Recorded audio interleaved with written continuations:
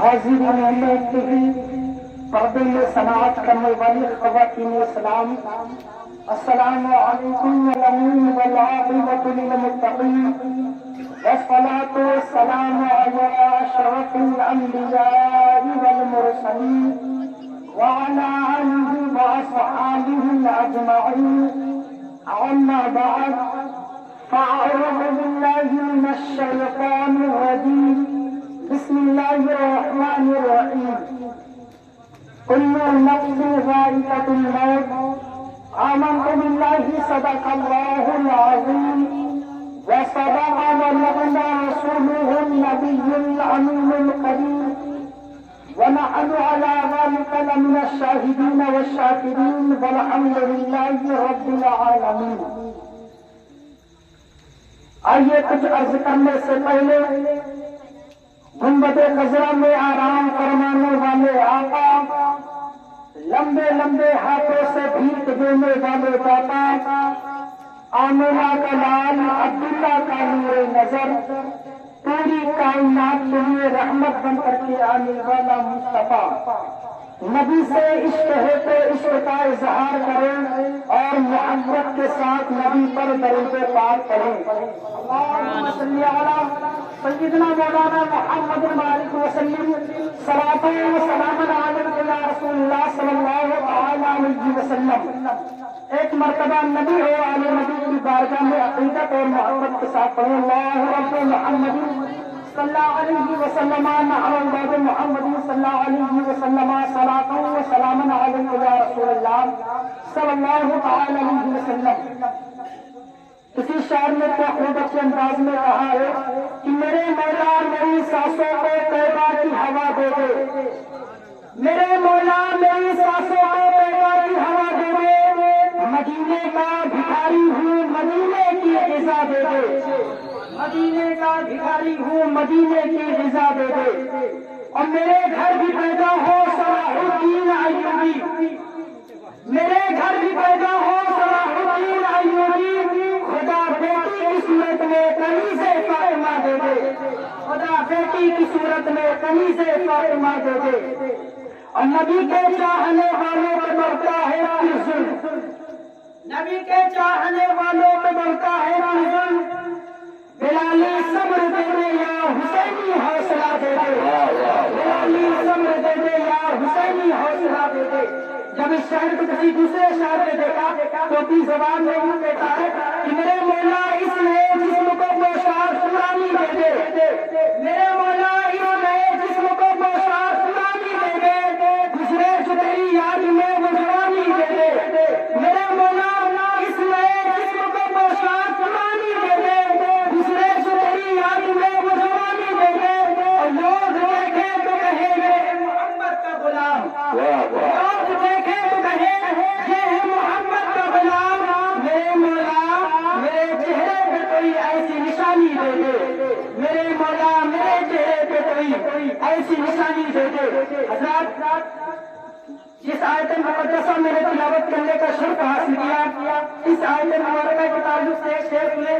جب مراد آباد کی سرزمین پر علامہ علی کو پھانسی کے پھندے پر لے جا کر کے کھڑا کیا گیا، میرے کو اس سے آخری انتظار کی کہ اگر کوئی خواہش ہو تو بتاؤ، اگر تمہاری کوئی آخری خواہش ہو تو بتاؤ۔ علامہ جامعہ علی کافی مراد آبادی فرماتے ایک کاغذ سے ایک قلم لے کر دیا، ایک کاغذ سے ایک قلم۔ علامہ کفایت علی مراد آبادی نے اب لکھا، اب سنیں کیا لکھتے ہیں۔ لوگوں نے سمجھا کہ اپنے گھر والوں کے لیے ایک لیٹر خط لکھیں گے، لیکن انہوں نے کیا لکھا کہ کوئی گل باقی رہے گا نہ چمن رہ جائے گا، پھانسی کے پھندے پر کھڑے ہو کر کہتے ہیں، اگر کرسی پر بیٹھ کر کے سبحان اللہ نہیں کہتے کہ کوئی گل باقی رہے گا نہ چمن رہ جائے گا، اور رسول اللہ نہ دین حسن رہ جائے گا، کوئی گل باقی رہے گا نہ چمن رہ جائے گا، اور رسول اللہ نہ دین حسن رہ جائے گا۔ اور فرماتے جو پڑھے گا صاحب اولاد میں اوپر درود، جو پڑھے گا صاحب اولاد میں اوپر درود، آگ سے محفوظ اس کا تن بدن ہو جائے گا، آگ سے محفوظ اس کا تن بدن ہو جائے گا، آگ سے محفوظ اس کا تن بدن رہ جائے گا۔ حضرات، یہ علامہ کفایت علی کافی ہے جو فاتح کی بیانی پھانسی کے پندے پر کھڑے ہو کر کے پوری دنیا کے پیغام دے دیا. آج جو ہم دنیا کے علماء میں مبتلا ہیں تو ہمیں چاہیے کہ ہم دنیا کی طرف نہ بھاگیں. میں نے جس آیت مقدسہ تلاوت کرنے کا شرف حاصل کیا، رب تبارک و تعالیٰ قرآن مجید قرآن حمید میں ارشاد فرماتا ہے کل نفس ذائقۃ الموت. کیا بات، ہر جاندار سے کو موت کا مزہ چکھنا ہے، موت کا مزہ چکھنا ہے. اب آپ دیکھیں اس اختلاف بھری دنیا میں ہر ایک چیز میں اختلاف نظر آتا ہے. ہر ایک چیز میں اختلاف. کسی نے رسول کی رسالت کو انکار کیا تو کسی نے ولی کی ولایت کا انکار کیا، کسی نے نبی کی نبوت کا انکار کیا تو کسی نے کتب کی قطبیت کو انکار کیا، کسی نے عالم کے دین کے علم کا انکار کیا تو کسی نے کسی چیز کا انکار کیا. ہر ایک چیز پر اختلاف، ہر ایک چیز پر اختلاف. لیکن ایک ایسی چیز ہے جس پر کسی کو اختلاف نہیں. سب مانتے ہیں کہ ہاں یہ ہو کر رہے گا، یہ آ کر رہے گی. سب مانتے ہیں. جو خدا کو نہیں مانتے وہ بھی یہ مانتے ہیں کہ ہاں یہ آ کر رہے گا. جو خدا کو نہیں مانتے وہ بھی یہ مانتے ہیں. جو خدا کے گھر میں جا کر کے اپنی پیشانی کو جھکاتے ہیں وہ بھی مانتے ہیں کہ موت آ کر رہے گی. اور جو معبودان باطلہ کے سامنے جا کر کے پیشانی جھکاتے ہیں وہ بھی یہی کہتے ہیں ہاں ایک دن موت آئے گی. جو مسجدوں میں جا کر کے نیت باندھ کر کے کھڑے ہوتے ہیں، جو صدر کے سامنے ہاتھ باندھ کر کے کھڑے ہوتے ہیں وہ بھی یہی کہتے ہیں کہ موت آئے گی. سب کا کہنا ہے موت آئے گی. اس میں کسی کا اختلاف نہیں. اس اختلاف ہر دنیا میں واحد ایک ایسی چیز ہے جس پر کسی کا اختلاف نہیں ہے، وہ آئی چیز صرف موت. ایک موت ایک ایسی چیز ہے جس پر کسی کا اختلاف نہیں. آج جو مجھے آپ کے سامنے گفتگو کرنا ہے وہ موت کے تعلق سے گفتگو کرنا ہے، کفن و دفن کے تعلق سے آپ سے گفتگو کرنا ہے. آج تو ہم رسم دنیا میں جی رہے ہیں، دنیا کے رسموں میں ڈوبے ہوئے.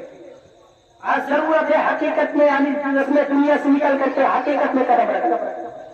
لیکن ہم رسموں کی دنیا میں جی رہے ہیں. کتنی افسوس کی بات ہے. آج ہم رسموں سے نکلنے کے لیے تیار نہیں ہیں. چاہے وہ موت کا معاملات ہو، چاہے وہ جنازے کا معاملات ہو، چاہے وہ غسل کا معاملات ہو، چاہے وہ کفن پہنانے کا معاملات ہو، چاہے حتیٰ کی قبر میں اتارنے کا معاملات ہو. ہر جگہ پر ہم رسم دیکھتے ہیں، شریعت کو نہیں دیکھتے. ہم رسم کو دیکھتے ہیں. ہمارے دادا کیسے کرتے تھے تو ہم کیا کرتے ہیں. اور دیکھو تو صحیح، یہ موت بڑی عجیب چیز ہے. کتنی عجیب چیز ہے آپ کے لیے. آج موت سے سب بھاگتے ہیں لیکن یہ موت مومنوں کے لیے تحفہ ہے. یہ موت مومنوں کے لیے تحفہ ہے.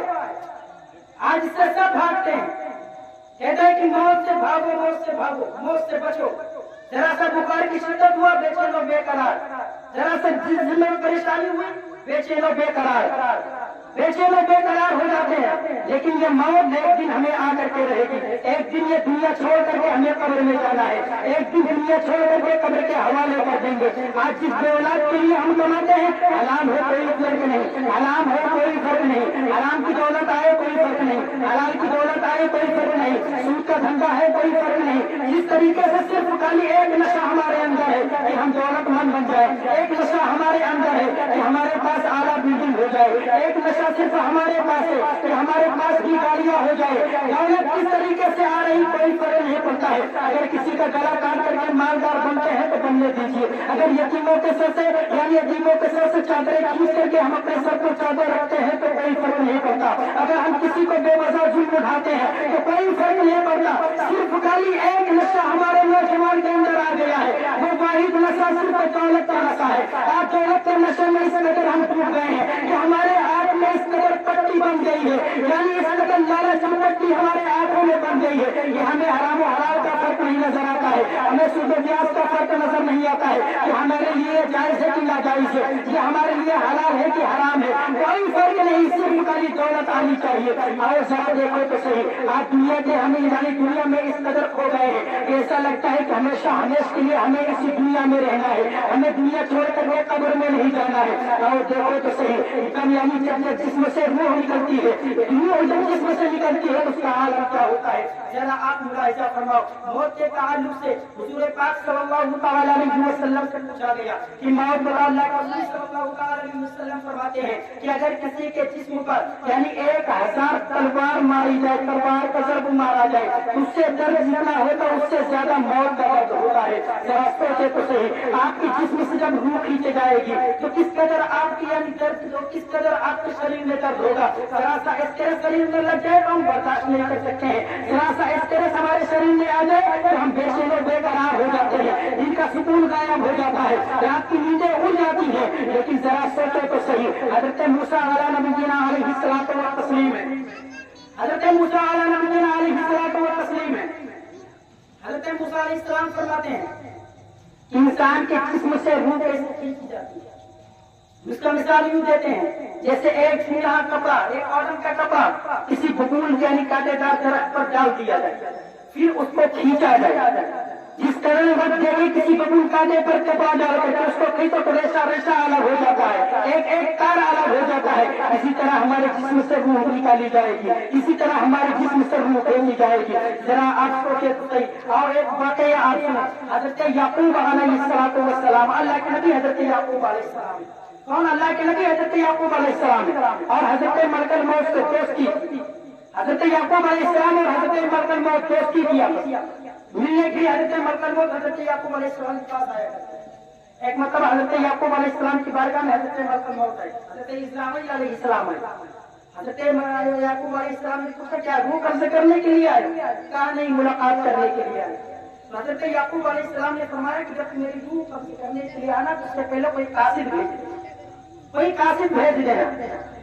وقت گزرتا گیا، پھر حضرت ملک الموت تشریف لے کر کے آئے حضرت یعقوب علیہ السلام کی بارگاہ۔ حضرت یعقوب علیہ السلام نے پوچھا کہ کیسے آنا ہوا؟ حضرت اسرائیل علیہ السلام کہتے ہیں تمہاری روح قبض کرنے کے لیے آیا، تمہاری روح قبض کرنے کے لیے آیا۔ حضرت یعقوب علیہ السلام کہتے ہیں تم نے کو کہا تھا قاصد بھیجنے کے لیے وعدہ ہوا تھا کہ ہم قاصد بھیجیں گے۔ حضرت اسرائیل علیہ السلام کہتے ہیں میں نے ایک نہیں 3 قاصد بھیجے۔ کتنے؟ 3 قاصد بھیجے، 3 قاصد بھیجے، قاصد نہیں 3 قاصد۔ حضرت یعقوب علیہ السلام کہتے ہیں بتاؤ 3 قاصد کون ہیں؟ کہتے ہیں کہ سیانی یعنی کالے بال کو سفید ہو جانا، کالے بال کو سفید ہو جانا، کمر جھک جانا، جوڑوں میں درد ہونا، یہ موت کی نشانی ہے۔ آج ہم اسے نشانی نہیں سمجھتے، آج سے ہم دوسرا نام دے بیٹھے ہیں، اس کا ہم دوسرا نام لیتے بیٹھے ہیں۔ آج تو جالی جب پاک جاتی تو اور زیادہ ہم گناہوں کی طرف دوڑتے ہیں، کہتے اب تو ہمیں مرنا ہے، اب تو ہمیں قبر میں جانا ہے، اب تو آخری وقت ہمارا آ گیا ہے، کیوں نہ اپنی مرضی کے مطابق زندگی جی لیا جائے، کیوں نہ اپنی مرضی کے مطابق زندگی گزار لیا جائے۔ قبر کو آسان سمجھتے ہو، اپنے خود کے گھر کے یعنی گھر بنائے پھر بلڈنگ میں اگر رات میں لائٹ چلی جاتی ہے تو بے چین و بے قرار ہو جاتے ہیں، تاریکی کے مارے سکون غائب ہو جاتا ہے۔ تو قبر میں روشنی کے لیے کون سا سامان لے کر کے جاؤ گے؟ جہاں پر تمہیں اکیلے رہنا ہے، جہاں پر کوئی ساتھ نہیں ہوگا، اپنے خود کے بنائے ہوئے گھر میں اگر بیٹا نہ ہو تو دہشت محسوس ہوتا ہے، اگر بھائی نہ ہو تو ہم اندر نہیں رہ سکتے، اگر بیوی نہ ہو تو اندر نہیں رہ سکتے ہم، کیونکہ خود کے بنائے ہوئے گھر میں ہمیں ڈر لگتا ہے۔ تو اس قبر میں جب تم اکیلے جاؤ گے وہاں کی تاریکی کے لیے تم کون سا اجالے کا سامان لے کر کے جا رہے ہو؟ وہاں پر وہ تو قبر اور یعنی وہ قبر جو ہے وہ تو یعنی میرے کا گھر ہے، وہ قبر جو ہے وہ تو مقاموں کا گھر ہے، وہ قبر جو جہنم کے یعنی گھروں میں سے ایک جگہ ہے، وہاں پر تم کون سا نیک اعمال لے کر کے جا رہے ہو؟ آپ تاریکی کو دور کرنے کے لیے کون سے اجالے کا سامان لے کر کے جا رہے ہو؟ انہیں کو ہٹانے کے لیے اپنی جہنم کے گڑھے کو یعنی جہنم کے گڑھے کو یعنی بدلنے کے لیے جنت کی تیاری میں سے اس قبر کے گڑھے کو تیاری بنانے کے لیے کون سا نیک اعمال لے کر کے جا رہے ہو؟ آج ہمارے پاس سب کچھ کرنے کے لیے وقت ہے لیکن نیک اعمال کرنے کے لیے وقت نہیں ہے۔ آج ہر چیز کا ہمارے پاس وقت ہے لیکن اچھے اعمال کرنے کے لیے وقت نہیں ہے۔ ذرا سوچو تو مسلمانوں، جب تمہیں قبر میں لے جا کر کے لٹا دیا جائے گا، جب تمہیں قبر کے حوالے کر دیا جائے گا، آپ تو زمین پر ہم فخر کے ساتھ چلتے ہیں، سینہ چوڑا کر کے چلتے ہیں، سر شان کے ساتھ اٹھا کر کے چلتے ہیں، ایسا لگتا ہے کہ ہمیں زمین کے اندر نہیں جانا ہے، زمین پر نو بھائی سے چلتے ہیں، جسے سزا ہمیشہ ہمیں زمین کے اوپر مہنگا ہے، لیکن جب تم زمین کے اندر جاؤ گے تو یہ قبر تم سے پوچھے گی ذرا بتاؤ تو تم ہمارے اوپر تھے تو سینہ تان کر کے چلا کرتے تھے، ہمارے اوپر تھے تو سر فخر سے اونچا کر کے چلتے تھے، ہمارے اوپر تھے تو تکبر کی مورت بنے ہوئے تھے، شریفیت کے چولے سے تکبر کی مورت ڈھکے ہوئے تھے۔ اب بتاؤ تم قبر کے اندر آ گئے ہو، یہاں پر ایک چیز کا تمہیں حساب دینا ہے۔ اب ذرا آپ سوچو تو صحیح، قبر کے اندر جب ہمیں اور آپ کو ملا دیا جائے گا، جب ہمیں قبر دبائے گی، جب ہمیں قبر دبائے گی تو ایک پسلی دوسری پسلی سے مل جائے گی، ایک پسلی دوسرے پسلی سے مل جائے گی، تو صبح سے ہمارا آپ کا عالم کیا ہوگا؟ آج ذرا سا لوگ شریر پر پڑتا ہے تو ہمیں یعنی بے چین و بے قرار ہو جاتے ہیں، ذرا سا لوگ ہمارے شریر پر آتا ہے تو ہم بے چین و بے قرار ہو جاتے ہیں۔ جب ہمیں اور آپ کو قبر دبائے گی تب ہم کیا کریں گے؟ تب ہم کون سا نیتا یعنی کیا کریں گے؟ ذرا سوچو تو صحیح، یہ دنیا میں ہم آئے ہیں تو قبر میں اجالے والا سامان لینے کے لیے، ہم قبر میں آئے ہیں تو نیک اعمال کرنے کے لیے۔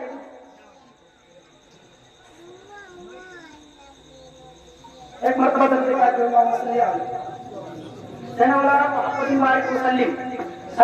سلام علیک یا رسول اللہ صلی اللہ تعالی علیہ وسلم۔ آج انسان جب کسی کا انتقال ہو جاتا ہے، جب کسی کا انتقال ہو جاتا ہے اس کے دروازے پر ہم اور آپ سے پہنچتے ہیں تو ہم اس کے لیے مغفرت کی دعا نہیں کرتے، اس کے لیے ہم مغفرت کی دعا نہیں کرتے، وہاں بیٹھ کر کے ہم اپنی باتیں کرتے ہیں، وہاں پر بیٹھ کر کے اپنی باتیں کرتے ہیں۔ بتاؤ کتنی افسوس کی بات ہے، کیا تمہیں قبر میں نہیں جانا ہے؟ ہمیں اور آپ کو بھی قبر میں جانا ہے۔ جس طریقے سے ایک مرحوم کو ہم دیکھنے آئے اسی طریقے سے بڑے وقت آئے گا کہ لوگ ہمیں دیکھنے کے لیے آئیں گے، لوگ ہمیں دیکھنے کے لیے آئیں گے۔ آج جب کسی کا انتقال ہو جاتا بیٹھ کر کے ہم دنیاوی بات کرتے ہیں، دنیاوی گفتگو کرتے ہیں، حتیٰ کہ جب ہم قبر کے حوالے اسے کرنے کے لیے جاتے ہیں، قبرستان میں جب اسے لے کر کے جاتے ہیں تو قبرستان میں بھی کھڑے ہو کر کے مسکراتے ہوئے نظر آتے ہیں، مسکراتے ہوئے نظر آتے ہیں۔ اور دیکھو ایک صحابی رسول ہے جنہیں حضرت عثمان غنی کہا جاتا ہے، حضرت عثمان غنی صحابی رسول ہے، داماد پیغمبر حضرت عثمان غنی۔ جب یہ کسی قبر کو دیکھتے تھے تو چاروں قطار رونے لگتے تھے، اتنا آنسو بہتا تھا کہ داڑھی شریف آپ کی بھیگ جاتی تھی آنسو سے۔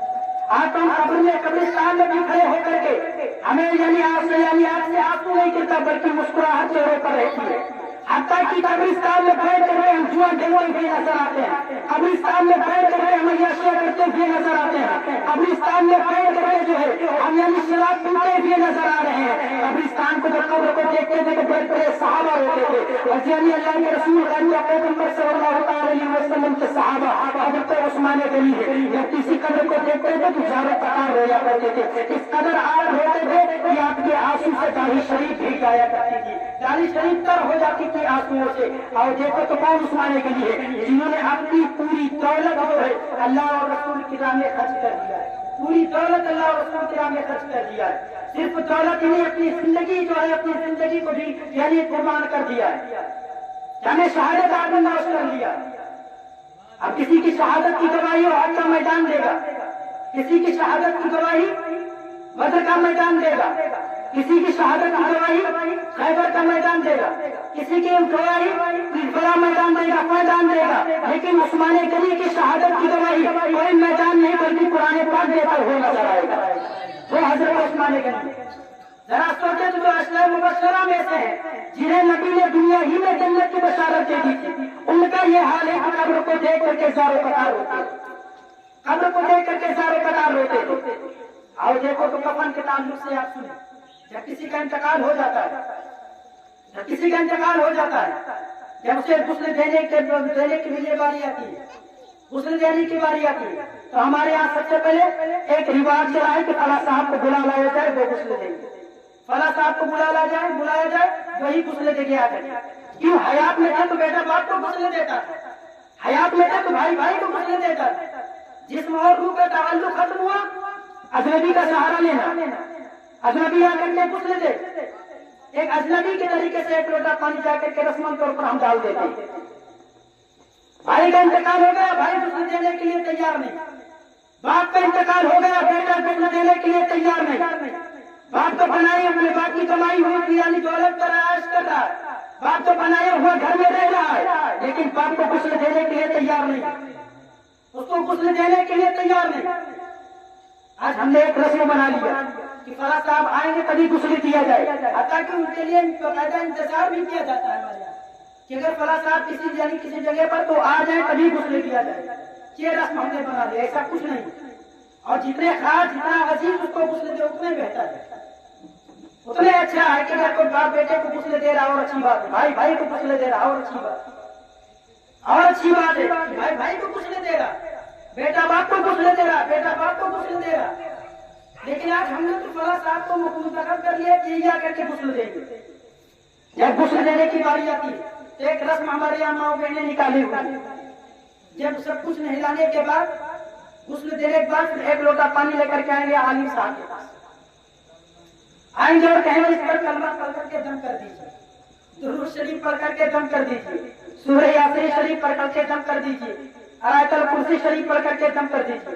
جب کچھ یہ کیا ہوگا تو کہتے ہیں مرحومہ کو نہلانے کے لیے ان کے اوپر یہ پانی ڈالنے کے لیے، ذرا سوچو تو جس پر پانی دم کیا جائے اسے نہلایا جائے۔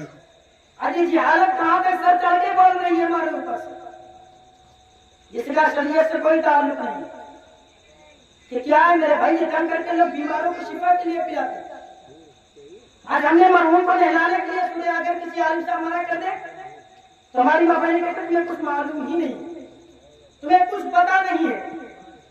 اب نہلانے کے بعد جب کفن پہنانے کی باری آتی ہے، ایک جگہ میں میت میں گیا، جانے کے بعد کفن وفن سب پہنانے کے بعد میں پھر ایک شخص یعنی عطر کی شیشی لے کر کے آیا، عطر کی شیشی لے کر کے آیا، عطر کی شیشی دیا، پھر بولے اسے عطر انگلی میں لگا کر کے پیشانی پر کلمہ لکھ دیجیے۔ بتاؤ یہ رسم کی کہاں تک ہماری جہالت پہنچ گئی، رسم دنیا میں ڈوب کر کے ہم کہاں تک پہنچ گئے۔ عطر انگلی میں لیجیے، پھر انگلی سے یعنی عطر لگا کر کے پھر کلمہ لکھ دیجیے پیشانی، یہ رسم۔ پھر کچھ ماں بہنیں کسی ڈلوے میں یا کسی تسلے میں اینٹ لے کر جائیں گے، کنکر بڑے بڑے مٹی کا ڈھیلا لائیں گے اور سب کو پکڑا دیں گے، 7 یا 11 جو ان کا رسم ہوتا ہے، لائیں گے، لانے کے بعد میں سب کو دے دیں گے اور کہیں گے اس پر فلاں آیت کو پڑھو، فلاں اور خود بتائیں اس پر یہ فلاں آیت کو پڑھنا، اس پر فلاں آیت کو پڑھنا۔ جب اسے پوچھو یہ کیا ہوگا تو کہیں گے قبر کے اوپر ڈالا جائے گا تاکہ عذاب کا۔ بتاؤ اللہ، یہ ڈھیلا یعنی یہ ڈھیلا کیا ہے؟ جو ہمیں کرنا چاہیے اس سے ہم دوری اختیار کر کے بیٹھے، جو چیز شریعت نے حکم دیا اس سے ہم کنارہ کسے ہوئے ہیں، اور اس میں دنیا میں اس قدر ہم ڈوب گئے ہیں کہ ہمیں ہر طرف کوئی نظر آ رہا، ہر طرف کوئی ہمیں نظر آ رہا۔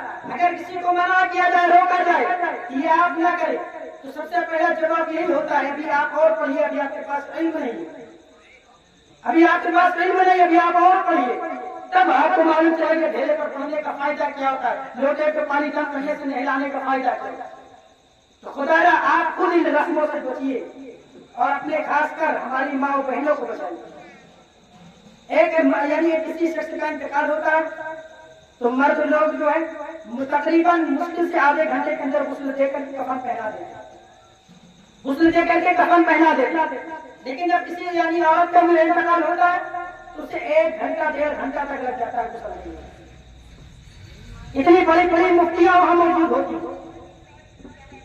اتنی بڑی بڑی مفتیاں وہاں موجود ہوتی کہ ایک مرد آدھے گھنٹے کا کام تو 2-2 گھنٹہ لگ جاتا۔ تو خدا را اس رسم سے ہمیں بچنا چاہیے، جو صحیح معنوں میں اللہ اور رسول صلی اللہ علیہ وسلم نے فرمایا ہمیں وہ کرنا چاہیے، اسے تو ہم بھول بیٹھے ہیں، اس قدر رسم دنیا میں ہم جی رہے ہیں۔ تو رسم دنیا سے نکل کر کے حقیقت کی دنیا میں قدم رکھنے کی ضرورت ہے، رسم دنیا سے کنارہ کسنے کی ضرورت ہے، ہمیں صحیح معنوں میں غلام مصطفیٰ بننے کی ضرورت ہے، شریعت مصطفیٰ پر ہمیں عمل کرنے کی ضرورت ہے۔ ہم دنیا میں رہ کر کے وہی کام کریں جس کام کے لیے اللہ کے رسول نے ہمیں حکم دیا ہے، ہم اس کام کے قریب نہ جائیں جس کام کے لیے ہمیں اللہ کے رسول نے ہمیں منع کر دیا، جس کام کے لیے ہمیں روکا گیا اس کام کو ہم نہ کریں۔ جب کسی کا انتقال ہوتا ہے دیکھا جاتا ہے، جب کسی کا انتقال ہوتا ہے بیٹھ کر کے ہم اپنی گفتگو شروع کی ہے، اگر یعنی اللہ کے رسول صلی اللہ علیہ وسلم کتابوں میں آیا، کی کتابوں میں آیا اگر کسی کا انتقال ہو جائے تو اس کی برائیاں نہ بیان کریں، اس کی برائیاں نہ بیان کریں، اس کی اچھائیاں بیان کریں۔ لیکن آج اچھائیاں چھوڑ کر کے ہم اس کے جنازے کے سامنے بیٹھ کر اس کی برائیاں کرتے بھی نظر آتے ہیں، فلاں صاحب کو ایسے تھے، فلاں شخص کو ایسے تھے، زندہ تھے تو یہ کیا کرتے تھے، وہ کیا کرتے تھے۔ ارے جب تمہیں معلوم ہے کہ یہ کیا کرتے اس سے کہنے کی ضرورت کیا ہے؟ اگر اس نے 10 برائی کی تو ایک اچھائی بھی کہیں نہ کہیں کیا ہوگا، اچھائی بیان ہوگا، لیکن ہمیں صرف برائی نظر آتی ہے۔ تو اگر ہم کسی کو دیکھنے جائیں، کسی کا انتقال ہو جائے، اس کے دروازے پر ہم پہنچے، جب تک وہاں رہے ہم کلمہ شریف درود شریف پڑھتے رہے، اس کے حق میں مغفرت کے لیے ہم دعا کرتے رہے، اس کے مغفرت کے لیے ہم دعا کرتے رہے، اسے یعنی اللہ کے بارگاہ میں دعا کرے کہ مولا تبارک و تعالیٰ عذاب قبر سے اسے بچائے، اسے جنت الفردوس میں اعلیٰ سے اعلیٰ مقام عطا فرمائے۔ لیکن یہ سب کرنے کے بجائے ہم اس کی برائی کرنا شروع کر دیتے ہیں، یہ تو فلاں کا آدمی تھا، یہ تو فلاں شخص کا آدمی تھا، تو فلاں ایسا کرتا تھا، تو فلاں ایسا کرتا تھا۔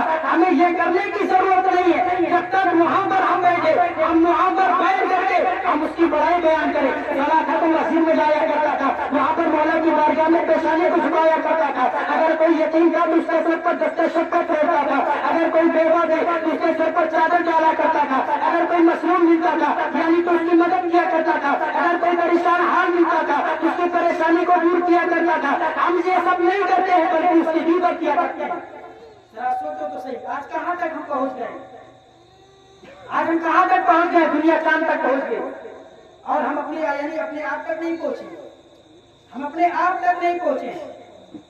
ذرا سوچو تو صحیح، پھر جب باری آتی ہے غسل دینے کی، غسل دینے کی جب باری آتی ہے تو ایک وقت ایسا بھی ہمارا اور آپ کا بھی آئے گا، اعضاء جسم صحیح سلامت ہوگا، ہاتھ بھی صحیح سلامت، پیر بھی صحیح سلامت، سب کچھ صحیح سلامت ہوگا، لیکن صرف جسم میں روح نہیں ہوگی، جسم میں روح موجود نہیں ہوگی۔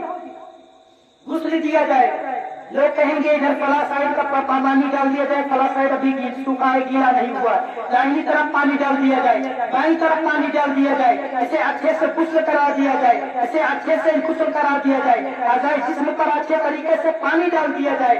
ایک وقت ہمارا اور آپ کا بھی آئے گا، لوگ کھڑے ہو کر کے بتائیں گے کہ فلاں صاحب کو غسل دیا جا رہا ہے، دیکھو کہیں ایسے تو باقی نہیں ہے، کہیں ایسا اس کا جگہ باقی ہو، یہاں پر پانی نہ پہنچا ہو، آہستہ سے کروٹ دیا جائے، آہستہ سے اس کو یعنی کروٹ دلایا جائے، اس کے یعنی آہستہ سے اس کو اٹھایا جائے۔ ذرا سوچو تو صحیح اس کی حقیقت کیا ہے۔ آج ہم یہی سمجھتے ہیں کہ مردے کو اس وجہ سے آہستہ سے اٹھایا جاتا ہے۔ میں صرف خالی رسم دنیا آپ کو بتا رہا ہوں، اگر میں اس کی یعنی حقیقت بیان کروں تو ہمیں لگتا ہے کہ کیا جو ہے آپ کو سمجھ بھی نہیں آئے گا۔ یعنی ایک واقعہ اگر بیان کروں تو تقریباً جو ہے ایک واقعہ بیان کرنے کے بعد سمجھانے میں جو ہے پورا سمے گزر جائے گا، لیکن ضرورت ہے کہ ہمیں رسم دنیا سے نکلنے کی ضرورت ہے، ہمیں رسم دنیا سے نکلنے کی ضرورت ہے۔ آج جس قدر ہم رسم دنیا میں ڈوبے ہوئے ہیں کہ ہر ایک جگہ پر ہم رسمی رسم ہمیں نظر آتا ہے۔ جب ہم کسی کو غسل دیتے ہیں، جب اس کی روح جسم سے نکالی جاتی ہے، انسان کا پخانہ پیشاب بھی ہو جاتا ہے، پخانہ اور پیشاب بھی ہو جاتا ہے۔ آپ سنیں کس نے یعنی حضرت ابراہیم خلیل اللہ حضرت ملک الموت سے کہا کہ تم اپنا وہ چہرہ دکھاؤ، وہ چہرہ تم دکھاؤ جب تم یعنی کسی مومن کو روح نکالنے کے لیے آتے ہو، یعنی کون سا چہرہ لے کر کے تم آتے ہو؟ تو حضرت ملک الموت نے کہا کہ تم یعنی اپنا چہرہ پھیر لو۔ حضرت ابراہیم علیہ السلام نے اپنا چہرہ پھیرا، دیکھا کہ بڑی حسین و جمیل خوبصورت خوشبو سے معطر، پھر کہا وہ چہرہ دکھاؤ جس چہرے سے تم یعنی کسی کافر کو روح نکالنے کے لیے آتے ہو، یا کسی کافر کو روح قبض کرنے کے لیے تم آتے ہو۔ حضرت اسرائیل علیہ السلام نے کہا ابراہیم خلیل اللہ وہ چہرہ نہیں دے سکتے، نہیں دیکھ پاؤ گے، کام نہیں لا سکتے۔ حضرت ابراہیم خلیل اللہ نے کہا نہیں ہم دیکھیں گے، کہا ہم دیکھیں گے، تو کہا کہ اپنا چہرہ آپ سے پکڑ لیجیے، پھر کہا کہ ادھر دیکھو۔ اللہ کے خلیل حضرت ابراہیم علیہ السلام جب حضرت اسرائیل کے چہرے پر نظر ڈالی تو آپ بے ہوش ہو گئے، بے ہوش ہو گئے اللہ کے خلیل حضرت ابراہیم علیہ السلام۔ جب آپ کو ہوش آیا، جب آپ کو ہوش آیا، دیکھیے کہ حضرت اسرائیل علیہ السلام حسین و جمیل خوبصورت چہرے میں، تو کہا کہ آپ کے لیے یعنی آپ کا یہ چہرہ یعنی انسان کو روح نکالنے کی ضرورت نہیں، آپ کا لیے چہرہ بنا کر کے چلے ویسے ہی پہنچے۔ ذرا سوچو کتنا ڈراؤنا چہرہ۔ وہی حضرت اسرائیل علیہ السلام جب کسی مومن کے پاس آتے ہیں تو حسین و جمیل خوبصورت بن کر کے آتے ہیں، خوشبو سے معطر ہو کر کے آتے ہیں۔ جب کسی انسان کا انتقال ہوتا ہے، جب اس کے جسم سے روح کھینچی جاتی ہے، جب اس کے جسم سے روح کھینچی جاتی ہے، جانتے ہو کس طرح کھینچی جاتی ہے؟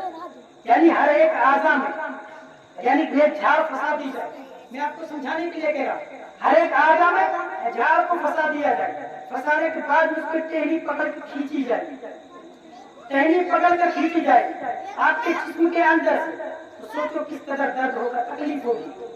आजाए जिस्म जो है इधर उधर हो जाएगा, इधर उधर हो जाएगा, तकलीफ में इस कदर हम मुब्तला हो जाएंगे, इस कदर हमारी जान निकाली जाती है।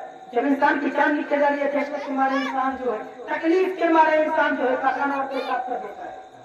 तो आज हम कहते हैं अगर किसी की लाश को 12 घंटा 16 घंटा अगर रख दिया जाए तो बदबू आने लगती है, उसके जिस्म से बदबू आने लगती है। और यूं हम 16 घंटा 18 घंटा सोए तो कोई फर्क नहीं पड़ता, कोई फर्क नहीं पड़ता हमारे जिस्म में। लेकिन अगर जिस्म से रूह निकल गई और उसको हमारे जिस्म को रख दिया गया, अगर तकरीबन 20 घंटे तक अगर रख दिया जाए तो इस कदर बदबू निकलेगी, कोई उसके करीब नहीं जाएगा, कोई उसके करीब नहीं जाएगा। अगर वही जिस्म में रूह मौजूद है 20 घंटा नहीं 24 घंटा सोते रहे, कोई फर्क नहीं पड़ता। सोचो वो रब तबारक व तआला कितना गफूर रहीम है।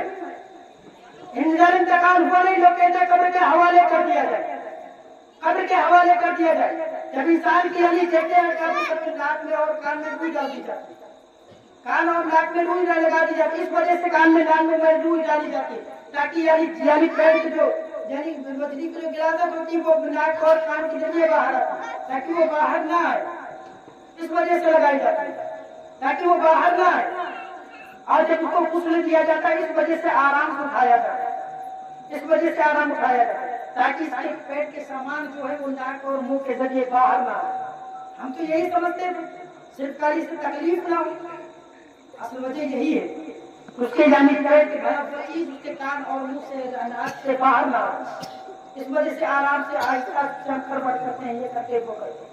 फिर गुस्ल देने के बाद जब कफन पहनाने की बारी आती है, जब उसे कफन पहनाया जाता है, तो जब कफन पहनाने के टाइम आज हम कहीं देखते हैं किसी को टोपी दिया जाता है तो किसी को साफा दिया जाता है, अमामा शरीफ बांध कर उसका कब्र क्या करते हैं। हम लोग किताबों में कहीं नहीं देखा कि टोपी लगा करके मतलब कहीं टोपी लगा करके या अमामा शरीफ बांध करके किसी को कब्र में लिटाया जाए। हमने तो ये सुना था कुर्ता कमीज और चादर,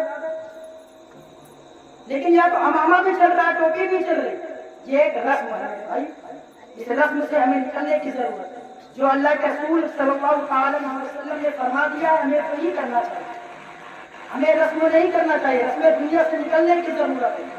आज खासकर इंतकाल के मौके पर और जब किसी को कंधे पर ले जाया जाता है तो यानी गुस्ल देने के बाद कफन पहनाने के बाद कंधे पर लेकर के कब्र के हवाले किया जाता है, तो हम जनाजे के पीछे खड़े होकर साहिब जनाजा की यानी बुराई करते हुए वहां भी नजर आते, वहां भी नजर आते। फिर जब कब्र के हवाले उसे किया जाता है तो आज कब्र के अंदर वो शख्स उतरता है, कब्र के अंदर वो शख्स उतरता है जिसके चेहरे पर दाढ़ी नहीं है, वो कब्र के अंदर जा रहा है। जिसे खुद गुस्ल के बारे में मालूम नहीं वो कब्र के अंदर जा रहा है, जिसे कब्र में पंगा लगाने का तरीका नहीं मालूम है आज वो कब्र में उतार मुर्दे को उतार रहा है।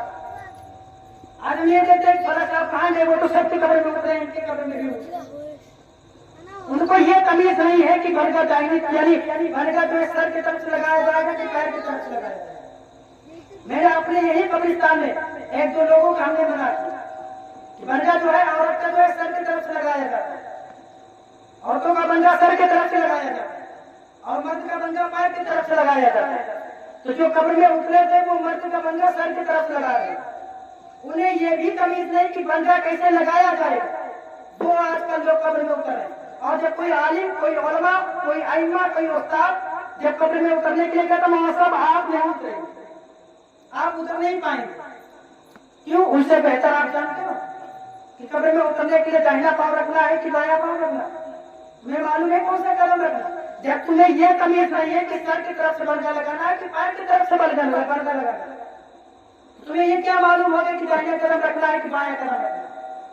तो खुदारा आपको चाहिए, हमें भी चाहिए, सबको चाहिए जो चीज हमें और आपको ना मालूम हम आलिम के पास बैठ कर हम उसके बारे में जाने, पूछें। मैं आपको एक बात कह दूं, जब तक ये उलमा हमारे हाकिम थे, इन्हें हाकिम मानते, हजरत वजी, जब तक मैं इन उलमाओं को हाकिम समझते वक्त तक फख्र के साथ हम सर उठा करके चलते, शान के साथ सर उठा करके चलते। और जिस दिन हमने इन्हें हाकिम मानना छोड़ दिया है, उसी दिन से हमें जिंदगी की रुसवाई यानी रुसवाई भरी जिंदगी जीना पड़ेगा। उसी दिन से हमारा सर पसले शर्म से नीचा हो गया। तो फिर से हमें इन्हें कायद बनाने की जरूरत है, फिर से इन्हें हमें हाकिम बनाने की जरूरत है। जब तक कि हमारे कायद यानी हमारी जो है हमारे हाकिम रहेंगे, हमारा सर फिर शान से ऊंचा रहेगा। फिर हमें जिल्लत का जाना सामना नहीं करना पड़ेगा, फिर हमें रुसवाई का मुंह नहीं देखना पड़ेगा। हर एक मसले हमें मालूम होंगे। कब्र में हमें कैसे यानी लाश को उतारना है, कैसे हमें जनाजे की नमाज पढ़ना है, कैसे हमें सब बनाना है, कैसे हमें गुस्ल देना है, तब ये चीज हमें मालूम होगा। लेकिन आज हम खुद से आलिम बने हुए, आज खुद से हम आलिम बने हुए। बस हम आखिरी बात कह के क्योंकि गुजरता हूँ, आखिरी बात नसीहत भरी बात, बहुत बड़ी बात, आखिरी बात। आज हर एक चीज की गुफ्तगू हम करते हैं, हर एक चीज के बारे में, खास कर आलिम और उलमा के इल्म के बारे में, कि फला तो ऐसे है, फला तो ऐसे है। होटलों पर बैठ करके हम उनके बारे में गुफ्तगू करते हैं, उनके बारे में बात करते हैं। खुद मुफ्ती नहीं, खुद जाहिल है, अहलुल जाहिल है, नाकिसुल अक्ल है, लेकिन वहां से फतवा देते हुए नजर आते हैं।